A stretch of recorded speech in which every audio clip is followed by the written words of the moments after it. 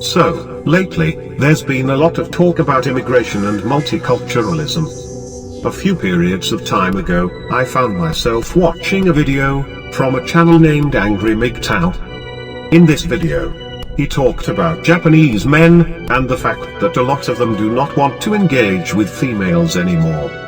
At some point, he mentioned that Japanese culture would cease to exist if Japanese people had to bring in immigrants to compensate for their declining population. After hearing this, I had to drop my opinion on his comment section.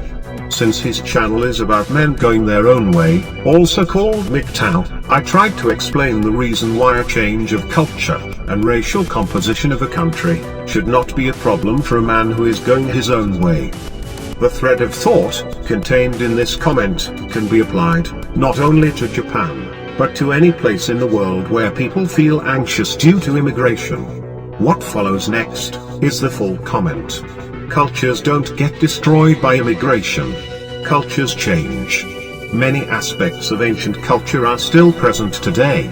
But, as you can see, culture has changed in the last 10,000 years. The current culture will change, as well. It may not seem like it at first, but cultures always change for the better. Human sacrifices, for example, are not so common anymore.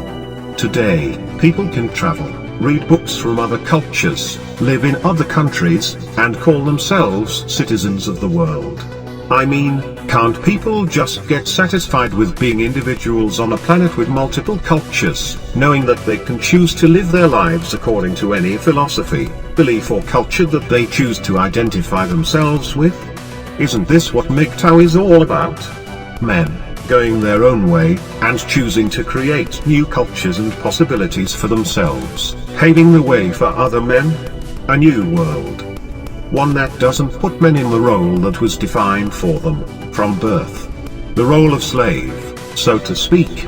So, even if Japanese population becomes very small and they need to bring in immigrants to their land, Japanese culture will never disappear completely, as long as there are people who wish to identify themselves with aspects of Japanese culture. Most people who go live in Japan already identify themselves with it to begin with. As for race, I view it the same way as culture. In a world of global traveling and worldwide communications, it is impossible to preserve any pure race.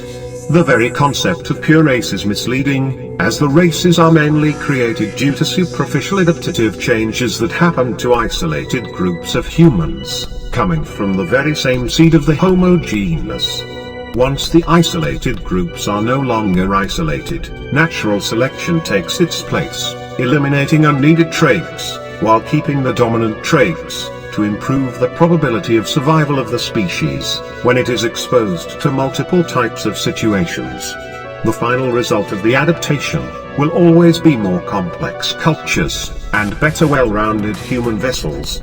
As the old world begins to crumble, men going their own way will lead the way to new possibilities. Or, we could just go back to the old Bible-thumping days. The scriptures, you see, were spoken and written by men who were, indeed, going their own way, but were translated, carefully selected and misused, by men who wanted to keep their fellow men in the plantation. In short, humanity is a work in progress, but, after a great period of darkness, the sun will shine in the horizon, bringing light to a new day, a new era, a more complex and evolved humanity. So, men, keep going your own way.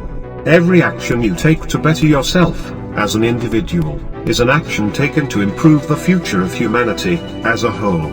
That was my full comment, as it was posted on Angry MGTOW's comment section for that video, of which I conveniently forgot the title. I found it to be worthy of sharing through this channel.